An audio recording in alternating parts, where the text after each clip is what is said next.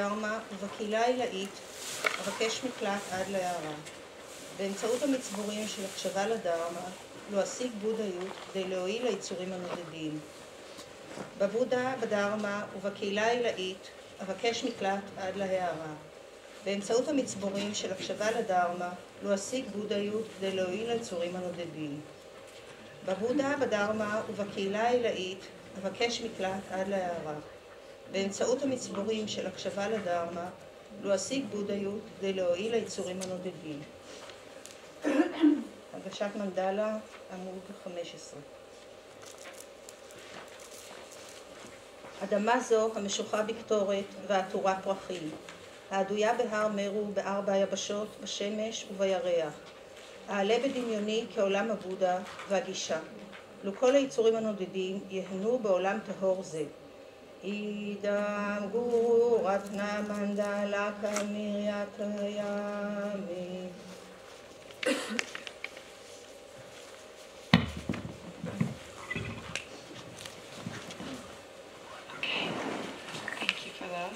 Try and answer them.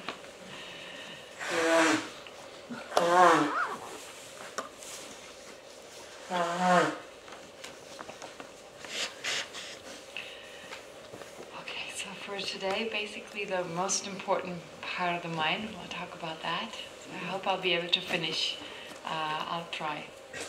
I may have to race through some things a little bit, but at least I can finish what's called the main mind and mental factors, plus subtle mind and coarse minds, which goes a little bit into the explanation that comes from Tantra, but it's not. I'm not going into anything tantric here. It's just the explanation comes from the tantric scriptures and explains past and future lives in the most effective way. Anyway, just to summarize what we've been talking about.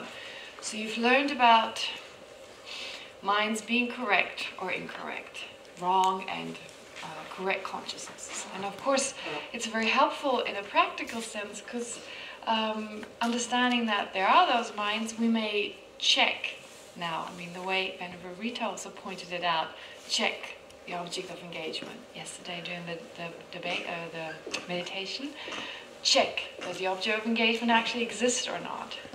Especially when it comes to the mental consciousness. Mental consciousness being conceptual most of the time. And there's always this overlaying concept that we have of things.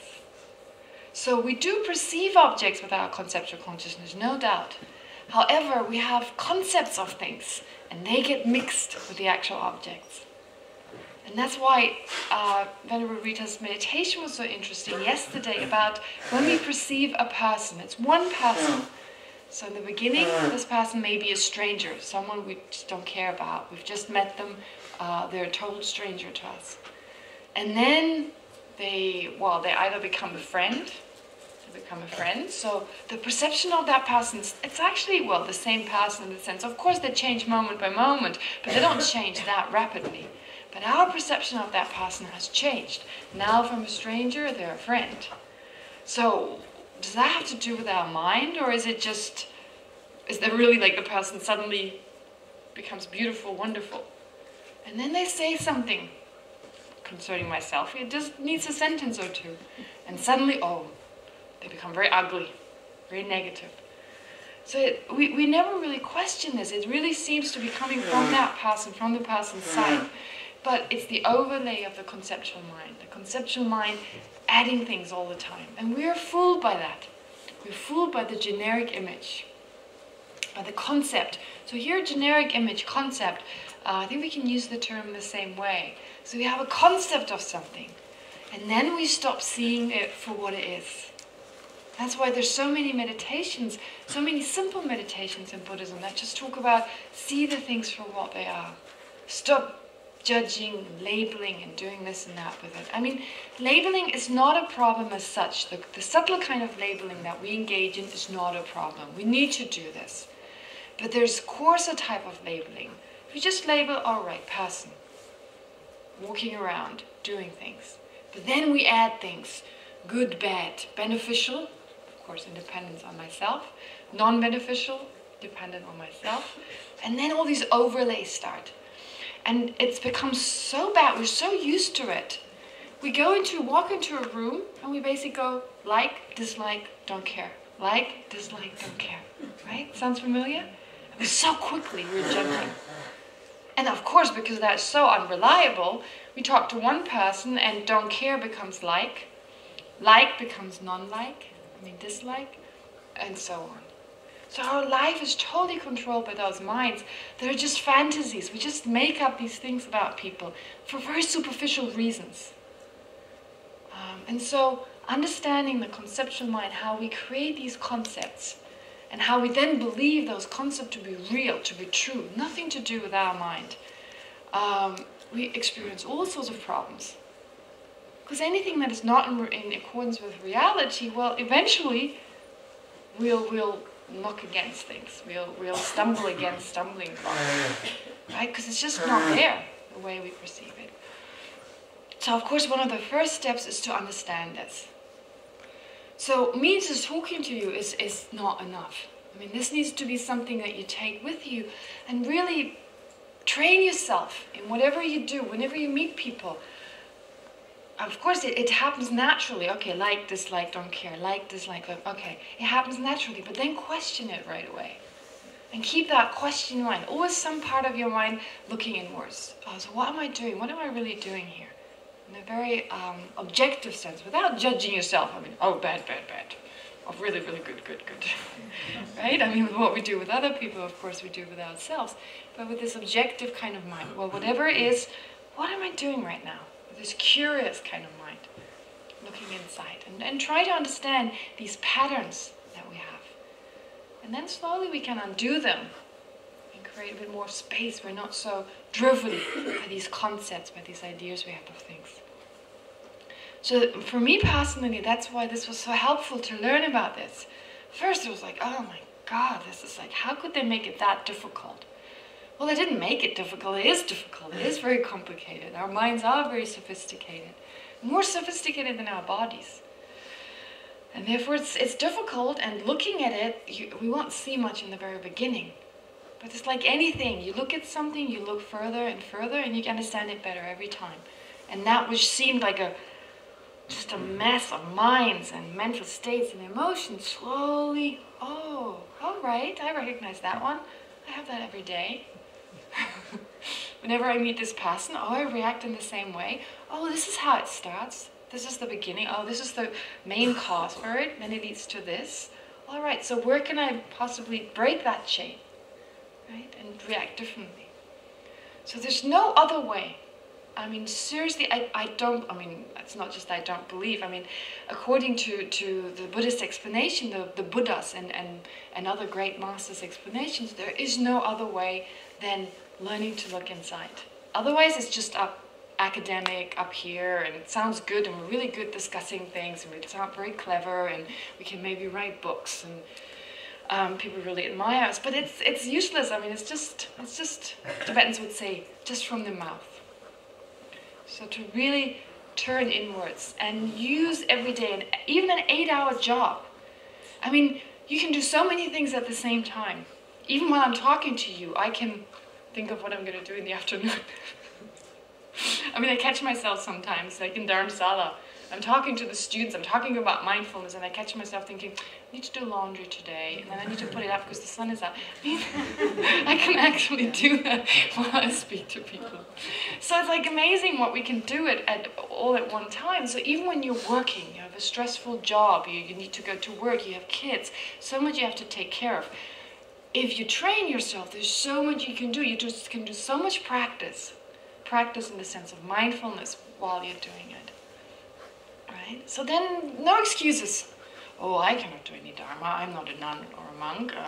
I have an 8-hour job. But actually, monks and nuns' lives are not that different. We have jobs to do.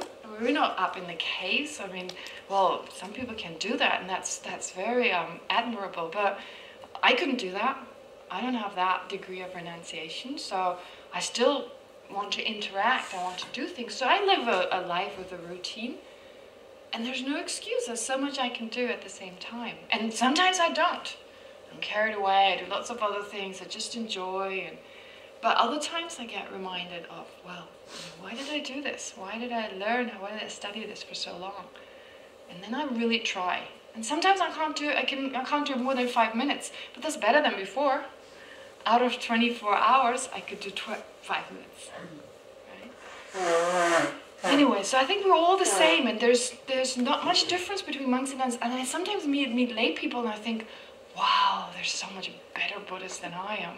Honestly, I mean, they're so sincere, they study so hard, they work so hard. So just being a monk or a nun, it's just a different lifestyle. Honestly, I mean, I've met so many lay people, I go, whoa, that's inspiring, I should be like that. So it's got nothing to do really with the uniform, I mean, the clothes you're wearing and the haircut. Anyway, so that just to share this with you, because, yeah, I mean, nowadays most Buddhists anywhere are lay people. So, and there's some amazing practitioners, lay and monks and nuns, so there's not much difference. But the thing is, we just need to do it. It's a little hard to change our habits. It's very difficult. One of the most difficult things is to change your eating habits. I mean, look at the Tibetans, right? They eat tukpa, they eat momos their whole life. Try to get them to eat olives and sushi. It's like impossible. So if that is difficult, right? If that is difficult, if someone now forces you to eat Malaysian food from tomorrow onwards, very hard. But it's even harder to change the mind. So we shouldn't expect it to be easy. But, as Shantidewa says, with familiarity, anything becomes easy. There's nothing that doesn't become easy through familiarity. So being aware that it's difficult should not stop us from doing it. And then 1 minute a day, 2 minutes a day, 2.5 minutes a day, and in that way it progresses. Anyway, so that's why we're learning this, for no other reason. Not for the reason, it sounds great and we're good at debating it, and one can get caught up in that. Monks and nuns who do these studies, they can get caught up in that. It's very easy to just intellectualize and that's the end of it and go home and feel really good about yourself. But with anything, you could be in retreat, be great with the doorjamb bell and do it really wonderfully for 3 years and come out and nothing has changed. So it's like these are just external means that help us to do, to actually turn inwards and do it. And that's the hardest, but the most rewarding too. Anyway, to get back to this. So, having discussed wrong consciousnesses and correct consciousnesses, we'll get into those a little bit more today when we talk about mental factors, especially delusions. So I'm going to introduce you to what's called the 6 primary delusions, the 21 secondary delusions. The 20 secondary delusions. So talking about correct and wrong consciousnesses, we talked about direct perceivers, direct as in like sense consciousnesses that directly experience the things out there. And then mental consciousnesses. Mental are the ones that are always present, of course, too. They're always present. But they're mostly conceptual. So there's these overlays of concept that get mixed in our perception of reality. Then we discussed, direct perceivers such as, mental consciousnesses that are direct perceivers as opposed to conceptual ones that are quite rare. So the dream consciousnesses, some dream awarenesses, plus the yogic direct perceivers, minds that are developed through incredible mental training, meditation or meditative kind of training, attaining great states of concentration, able to penetrate some of the most difficult concepts of reality or ideas of realities. Not ideas, facts about reality. Okay. And then last time, or just yesterday before we finished class, I started discussing the valid cognizers. Valid cognizers being minds that realize their main objects, their principal objects. Not just their objects of engagement. I looked at the text again. We should better be saying not just do they realize their object of engagement, but their principal object of engagement. So if I say I consciousness, apprehending, cup, the principal object is the cup. But as we've seen, that eye consciousness also apprehends, also understands other things. It understands the appearance of color. Remember, every mind, according to the Prasangika school, every mind knows what appears to it, according to this highest philosophical tenet. That's why we remember later on, even if there's a wrong consciousness, even if there's a consciousness that perceives the rope to be a snake, even in that case, that wrong consciousness can know, or does know, that the snake appeared. Okay. So it doesn't, that mind, that wrong consciousness that is wrong with regard to its main object of engagement, that is a non-valid cognizer, because its main object of engagement, the snake, is not perceived, is not understood, because it doesn't exist. However, it does realize something, it knows that the snake appeared. Okay, so that difference is clear. I hope it's clear. And likewise with the conceptual consciousness, when we have a mental image of anything. If I think of my car right now, well, if you think of your car right now, or your house back home, or your pets, or whatever. So something appears, an image appears. An image that was conjured up, that you yourself made. That is that image, that is the concept you have of your animal, whatever. Yeah? And so, whenever a conceptual mind arises, that mind is aware, knows that mental image. It realizes that. Okay? Anyway, but if you understand the main difference between valid cognizers and non-valid. So valid and non-valid doesn't mean correct or incorrect. Valid cognizer, pramana in Sanskrit, or tsema in Tibetan. Valid cognizer basically means the main object is understood, and non-valid cognizer means the main object is not understood. And then if you look at the text, there's different ways of categorizing non-valid cognizers. So this is on my text, is on page 24. It's there's 4 different types of non-valid cognizers. I mean, minds that just don't realize their objects. And we've explained some of them. 2 will be new. An awareness to which an object appears but is not ascertained. Remember? Right now, do you have any awarenesses to which an object appears but is not ascertained? Not anymore? Well, the thing is, like, simultaneously, the 5 sense consciousnesses cannot realize their objects. So at any moment in time, you can only focus on either a visual object, or an audio object, or what do you call it?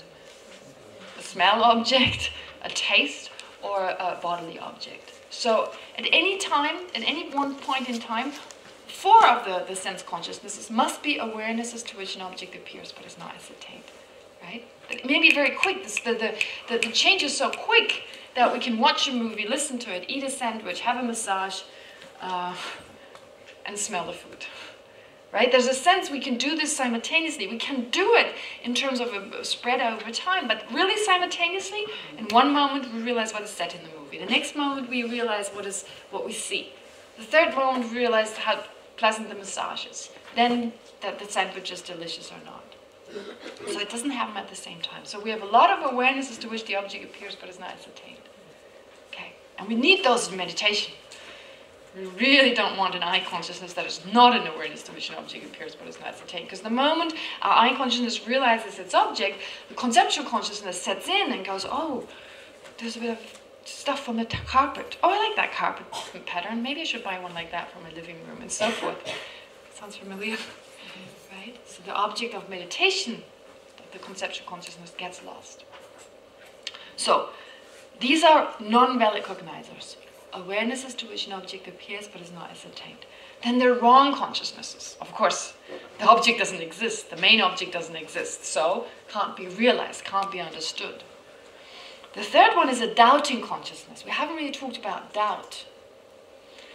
Doubt is explained, here I'm saying, I gave some examples for doubt. A doubt is a conceptual consciousness. It's always a mental consciousness. You don't have an eye consciousness that doubts something. Eye consciousnesses are not that, don't have that ability to doubt things. It's said to be a 2-pointed mind. Is it this? Is it that? So I gave the examples of a conceptual awareness that doubts Charles Darwin's theory of evolution. I actually don't know. I mean, could be, could not be existing. I'm not even saying it's wrong or not wrong, but anyway, it's something one may doubt. So that's a doubting kind of mind. Doubting the existence of past and future lives, of karma, and so forth. And then there's doubt tending away from the fact, tending towards the fact, and equal doubt. Right? Makes sense. If there's something, I mean, there's a fact that there's Barack Obama is not on the table. But if I think, oh, is he here on the table or not? He probably is. That's doubt tending away from the fact. Oh, he's on the table, he's maybe not. He probably isn't. Doubt tending towards the fact. He is or he's not, don't know. Equal. Right? Very, very easy to understand. But it becomes more obvious why I mentioned those three categories in the first place, why this is actually mentioned. To be further down to be explained. So that's straightforward. But there's also afflictive doubt or deluded doubt and non-deluded doubt. Afflictive or non-afflictive doubt. Afflictive doubt is a doubt that is an obstacle. Like when you doubt things all the time, just for no reason. It's like a state of mind that's wavering all the time, no matter what happens. Oftentimes it's because of attachment or anger or ignorance, deluded states that induce such a doubt. It's a mind that never examines any further. It just stays in that kind of doubting state.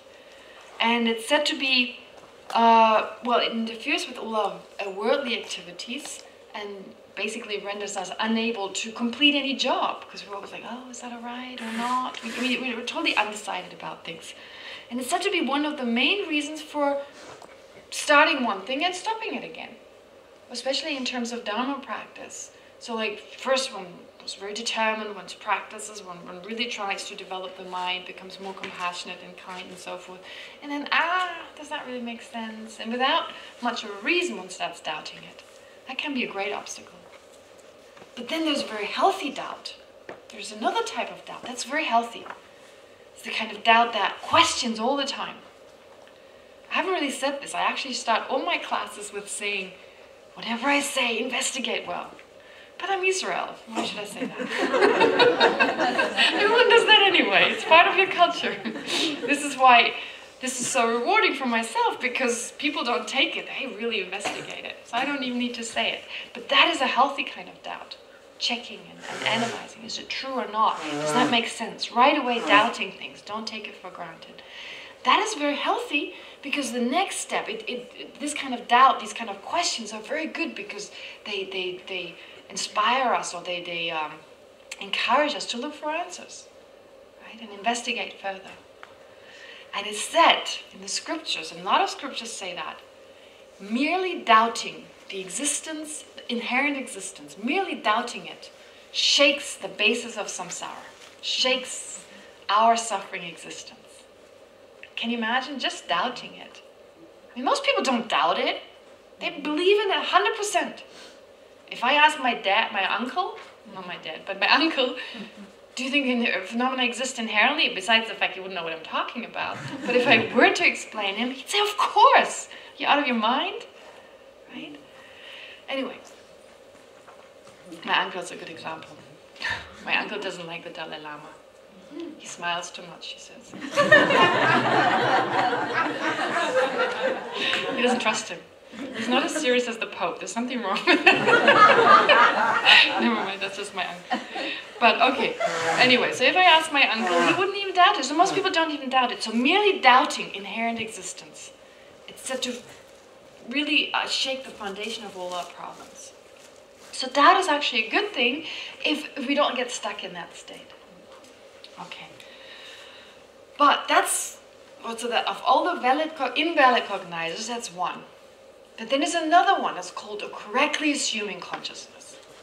A correctly assuming consciousness. Again, something very, it's a very important state of mind, because most of our conceptual minds, when we think we know something, are correctly assuming consciousnesses. Remember, we discussed this on one of the first days.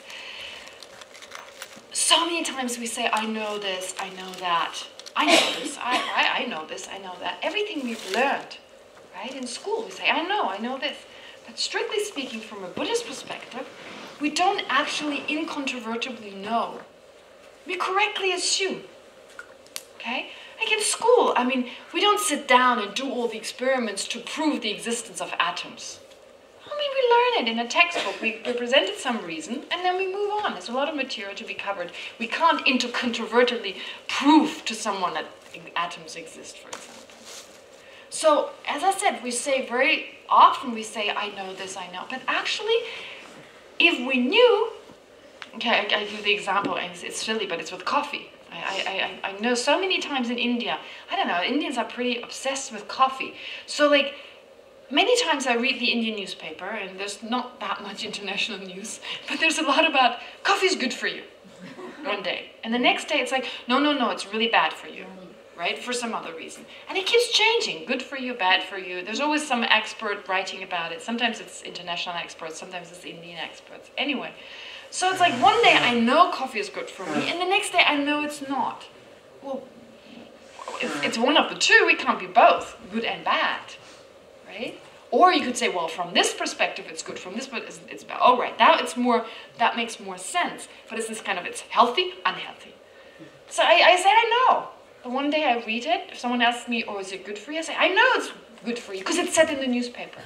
That's not a correct reason. But I still believe this. So many of the things I say I know are because someone said it and it seemed right. That's the reason. I know because someone said so. But to know, if I know something, either I've experienced it directly or I've used correct reasons and then have come to understanding, like incontrovertibly come to know this is it and not anything else. So it's fine to speak in that way. But that's why there's a lot of dispute in the world, because everyone claims, I know what's good for everyone else. But the other person knows something else, and so we clash, right? Anyway, understanding that a lot of what we think we know, we actually just take on faith, right? Taking it on faith or correctly assuming, same thing. So faith doesn't necessarily mean, oh, kind of like doing prostrations or whatever, right? I mean, that what we usually associate with faith. Folding your hands. That's not faith, really, the way it's described in Buddhism. There'll be this short explanation on faith, but one of them is just believing in something, having faith in it. We believe in what scientists tell us, so we have faith in them. It's not blind faith, it's faith based on reasoning. So likewise, there are Buddhist concepts that temporarily we have to correctly assume them. Well, whether are we correctly assuming them or not, that is still a debate. But let's say there is past and future lives, 50% chance there are. Therefore, 50% chance that we correctly assume there are. Anyway, I think this is clear, this kind of mind, a correctly assuming mind. It doesn't realize its object, but it assumes it in a correct fashion. And if you read this, it's saying it arises independence on someone explaining us something. It arises independence on correct reasons. But it may also arise independence on incorrect reasons. We may correctly assume something independent on an incorrect reason. My mom told me. That's not a correct reason. But still, she may have been correct about something, and therefore, it's a correctly assuming consciousness. Personal experience. Okay? On the basis of I experience something, and I therefore assume something else correctly. Okay, and now, after this, having explained these different categories, what's usually explained, and sometimes what I'm just going to explain now, it's explained in the beginning, sometimes more towards the end, is taking 5 different awarenesses and explaining the process of cultivating a direct understanding, a direct realization. So there's 5 different awarenesses that we've explained in different places, and now it's being those 5 are being taken, and the process of realization is addressed or is demonstrated. Oftentimes there's an explanation of 7 types of awarenesses. There's an explanation in the traditional text, and I haven't done it in the traditional way. 7 types of mind are explained. But I haven't explained those 7 types because one of them is not even asserted by the Prasangika school. Okay? And one of them doesn't play any role in the process of cultivating direct realization, which is the awareness to which an object appears but is not ascertained. So the 5 you have here, wrong, doubting, correctly, inferential, and direct consciousness. Those ones are part of those 7. On top of that, there's a subsequent cognizer, which really in the Prasangika school it's not important. It's not considered to be, doesn't need to be explained because it's not really different from any other cognizer. So I didn't even mention it. And the awareness to which an object appears but is not ascertained doesn't fall into this category of the gradual process of understanding something. So the gradual process of understanding something for all of us is probably the same. We start with the wrong consciousness, then we have doubt about something, then we correctly assume it, then we have an inferential cognizer about it, and then we directly perceive it. I should say not anything. I'm saying things that are difficult to understand, things that are hard to understand, hidden phenomena, such as the subtle impermanence of my body, right? The subtle impermanence of my mind and body, for example.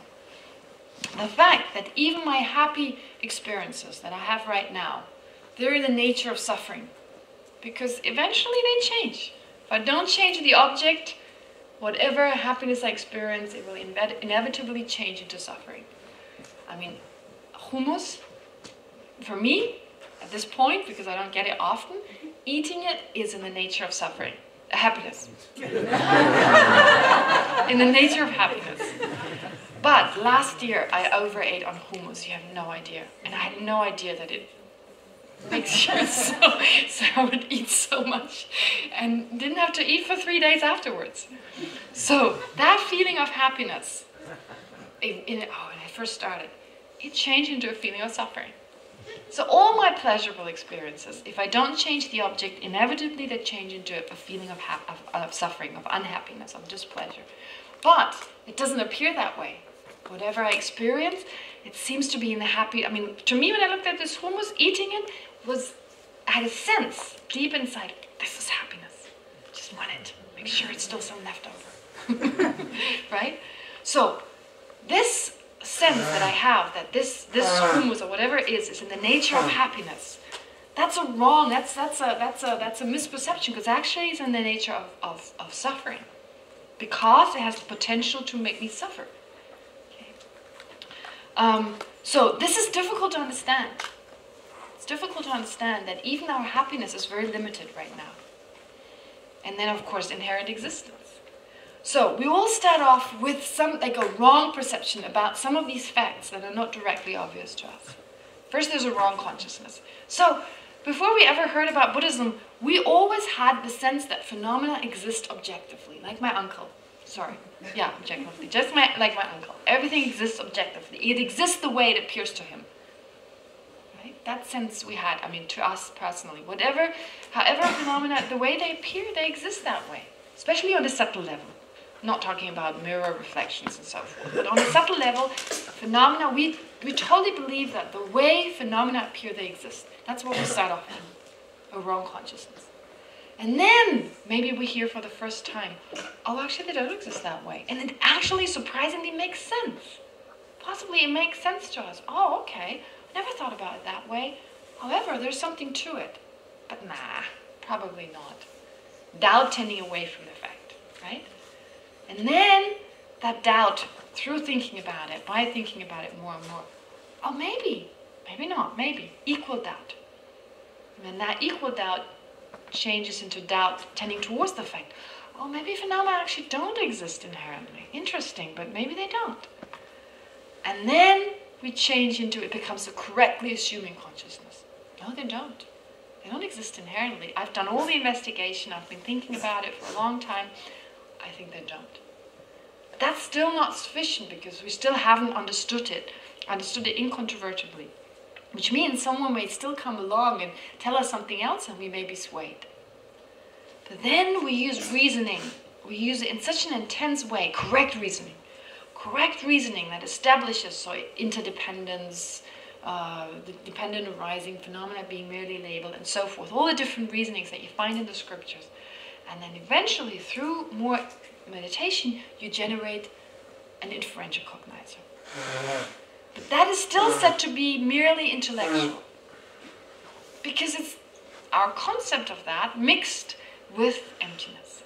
So it's not the actual experience. It's not a direct experience yet. So we need to even further deepen our meditation until the concept falls away and we experience it as vividly, as freshly, as nakedly as we did experience the piece of chocolate yesterday. Remember? So, that is the yogic direct perceiver.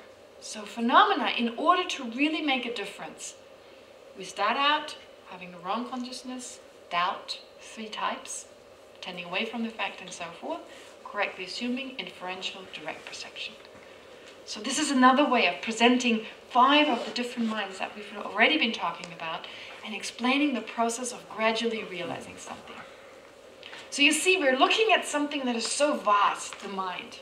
It's almost like the mind, well, another example, it's different here, it's like a mountain, right? And we can't perceive the entire mountain, so we move around it and look at it from different sides, right? The mind's like an elephant, whatever is the example of something huge.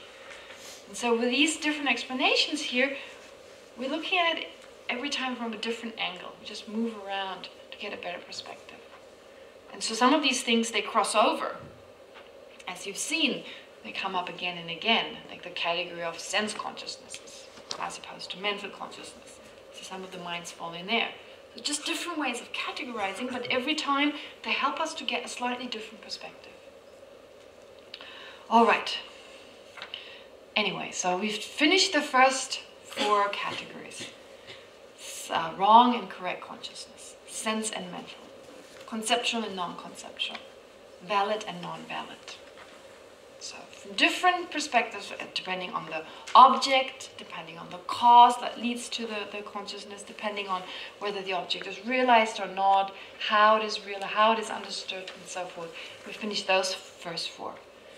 And for today, it's the category of main minds and mental factors. Main minds and mental factors. Sometimes it's called minds and mental factors, but main minds is actually more correct to say main minds and mental factors.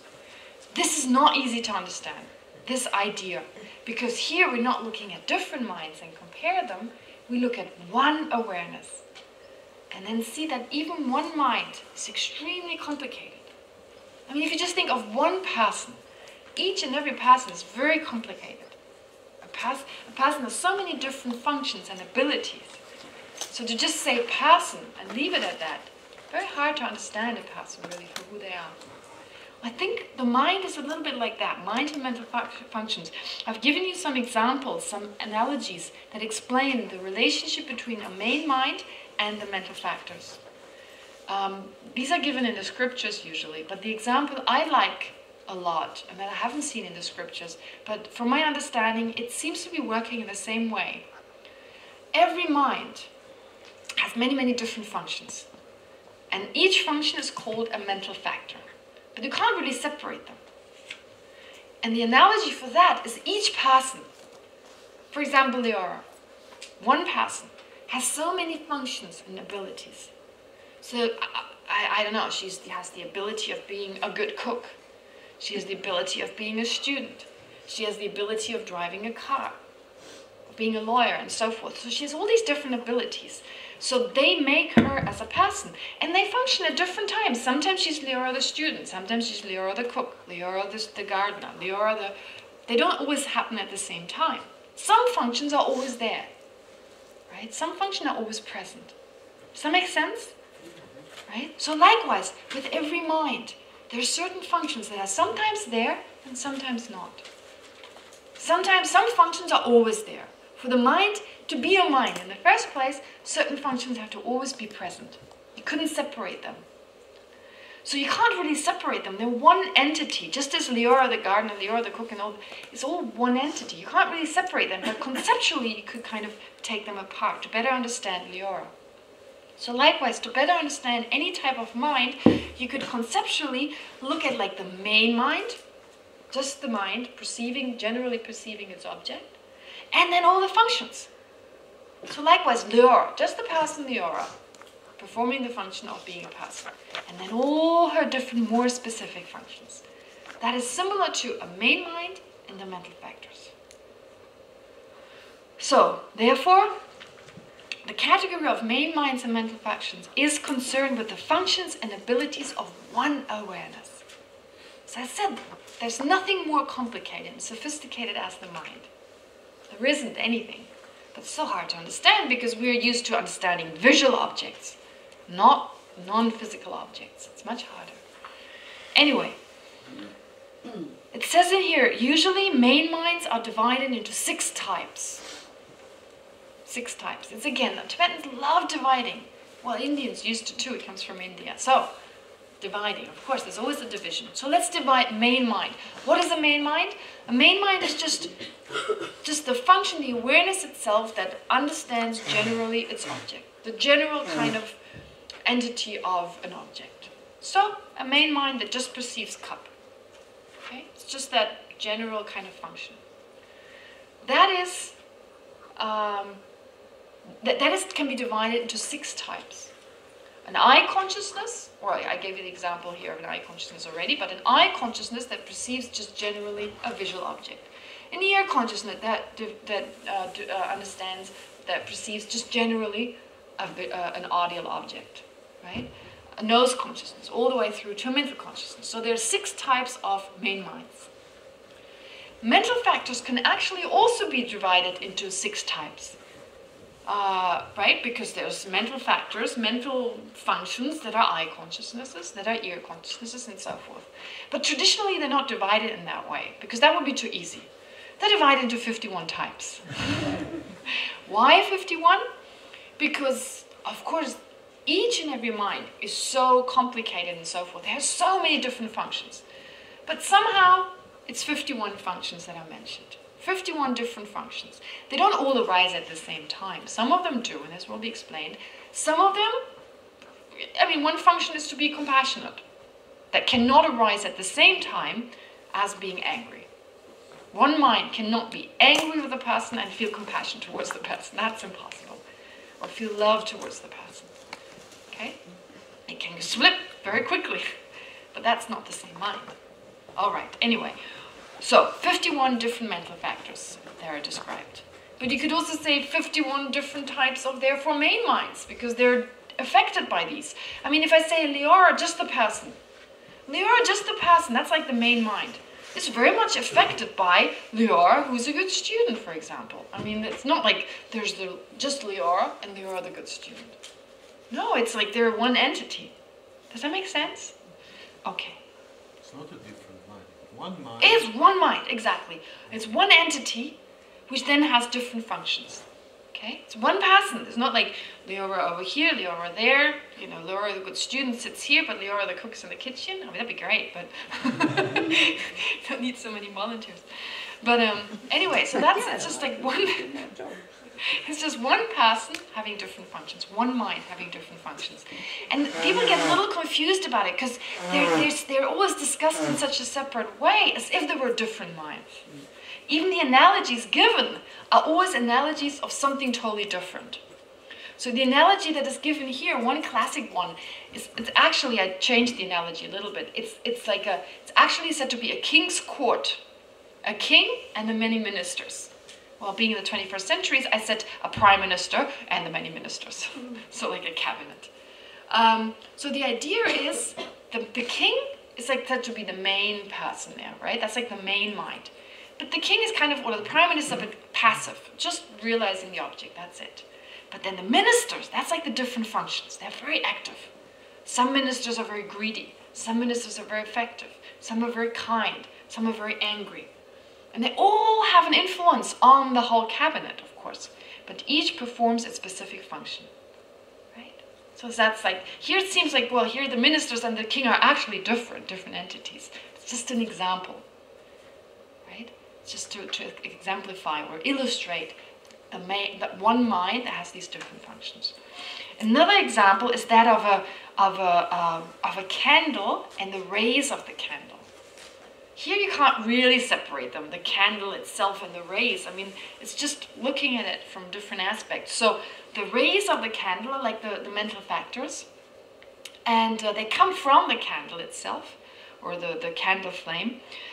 And so it's said to be just as every flame has many rays of light, likewise every main mind has many different functions.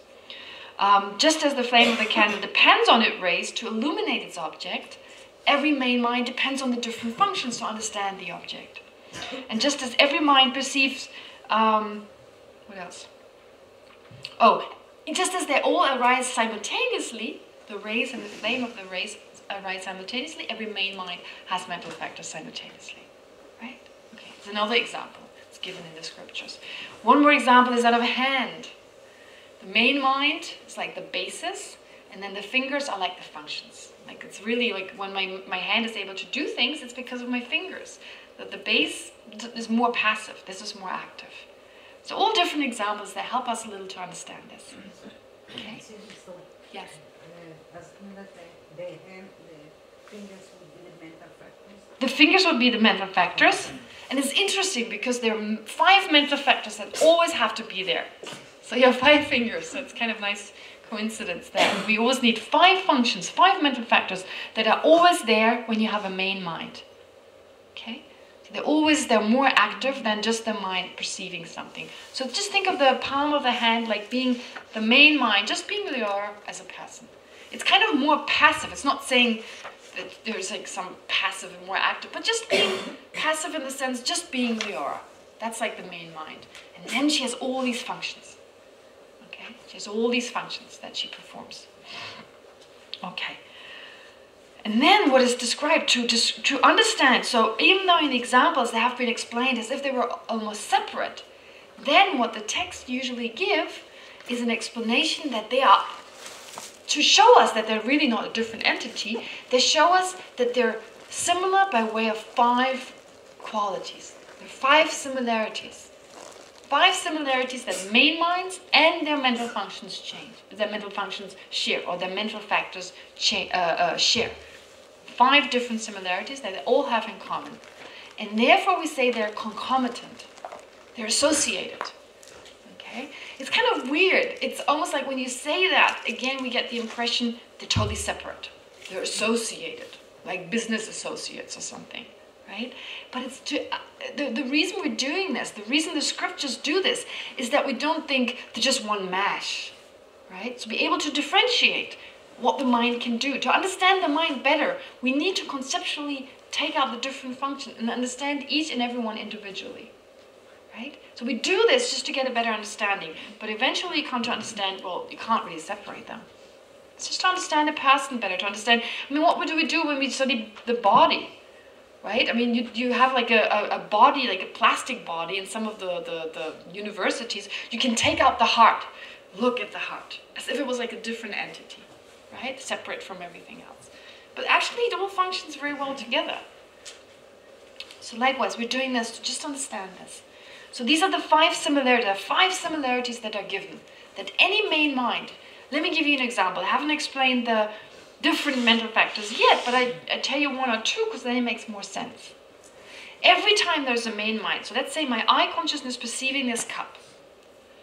Just that main mind, just generally perceiving the cup. Because the cup has many, many different attributes, okay? Not just the general entity. So the main mind just perceives the general entity. But because the cup has many, many attributes, you need mental functions, each one of them dealing with a different attribute. Okay? So let's say the eye consciousness perceiving just this cup. The eye consciousness in the main mind. Then there's a mental factor or mental function of discriminating. Not discriminating like, oh, good, bad, white, black, and so forth. Not discriminating in this way, but discriminating, distinguishing. Being able to distinguishing. This is the handle of the cup. This is the color. This is the front. This is the back. Being able to really distinguish it also from other objects. Sometimes the mental factor of discrimination is called discernment. But because discrimination is used most frequently, I've chosen to use the same word, just not to confuse you. But it's more like a discernment. That is always present. Sometimes stronger, sometimes it's less stronger. The function is there, but whether the function is really actively performed is a different matter. But there's definitely a type of discernment, a mental function. There is always a feeling. That sounds surprising. With my eye consciousness, every time I perceive a cup, there is a feeling. But since there's 3 types of feeling, pleasant, unpleasant, and neutral, it's highly likely that it's pleasant. It's neutral. A neutral feeling. And we usually say, I have no feeling. I don't care about this cup. It's not like, wow, cup. right? There's no pleasant feeling, no displeasant feeling. It's just a cup. So it's a neutral feeling, but it's still a feeling, right? It's a feeling. It's like or dislike. Okay.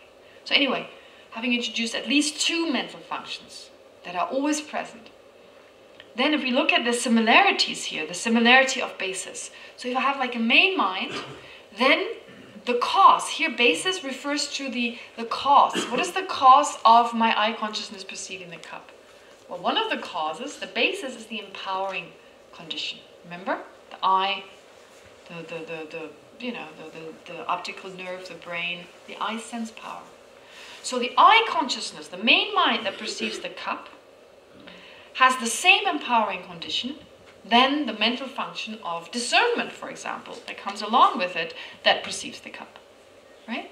They have the same empowering condition. They both arise from the optical nerve and so forth, because they're not really separate. Right? So they have the same cause, the same physical basis. All right. Then there's the similarity of the observed object. The observed object. Now this is a little bit more difficult now, because so far I've talked about appearing object, object of engagement, which is still valid. I mean, yes, things appear, appearing objects. Things are held, object of engagement. But I haven't really discussed minds that perceive not just cup, not just floor, not just, I don't know, wall, for example. There's minds that perceive that X is Y. In other words, there are minds that perceive the flower is beautiful. Not just the flower, not just beauty, but perceiving the characteristic of something. Okay? I mean, I can just perceive, oh, Bob. Oh, John. Oh, John is a good person. Do you see the difference? So just perceiving Bob, or just perceiving John, or perceiving something about John. So when I do that, when I perceive John to be a nice person, I perceive John plus him being a nice person. Or if I take it more in the Buddhist context, not only do I perceive cup with my conceptual mind, for example, I think about the cup, I understand the cup, my conceptual mind may also perceive that this is impermanent. Right? So, one object is the cup, and then the impermanence of the cup. Both are understood by that mind. The cup is understood, and the impermanence of the cup is understood. So, both are my object of engagement. Okay, the cup plus the impermanence. But I could also say the focal object is the cup. That's my observed object, or my focal object, right? Actually, they're both are my observed objects, but really because it's the impermanence of the cup. It's the cup on the basis of which I understand the impermanence, and therefore the focal object is the cup, okay? And the object of engagement is the cup's impermanence, right? So there's a way of just being able to see X and Y, to differentiate between the two. It's not another step to give a value to the object? No, it's just understanding that the mind has different objects. Just understanding, like one mind, if it perceives just cup, observed object, object of engagement, no difference. But if I say cup is impermanent, then the object becomes a little bit more complicated, right? The cup, not just cup, but cup also the characteristics of impermanence. So then the observed object is the cup, on the basis of which I then understand the impermanence. Okay? Anyway, it sounds a lot more complicated. It does sound complicated, especially if we don't have so much time. This would be like introduced after a week or 2 or 3. So, not to confuse you too much. At first I took it out, and then I put it in again. I deleted it, and then put it in again. I thought, no, why not introduce it? It's just for the sake of having the complete explanation. The observed object doesn't change to be the thought. The cup is impermanent, the thought being the observed object. No, the thought is the mind itself. The thought is the mind. The mind is like it holds its object. My hand is like the mind. It holds the pen mentally. Right? And it doesn't just hold the pen, it holds also the impermanence of the pen. That is, it takes to mind the impermanence of the pen. So the pen or the impermanence, they never become the mind. The mind is just that which perceives. And the object is that which is perceived. And the mind cannot not have a thought as its object? A mind.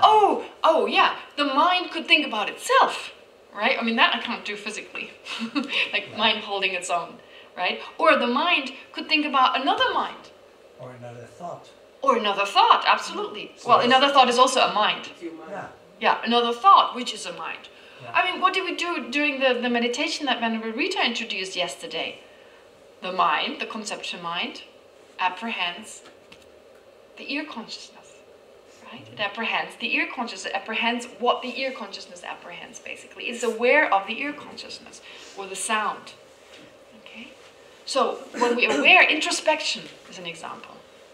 Okay, but anyway, so this is kind of like a slight complication here. That don't worry too much about it. If it's too confusing, let it go right now. All right? But this is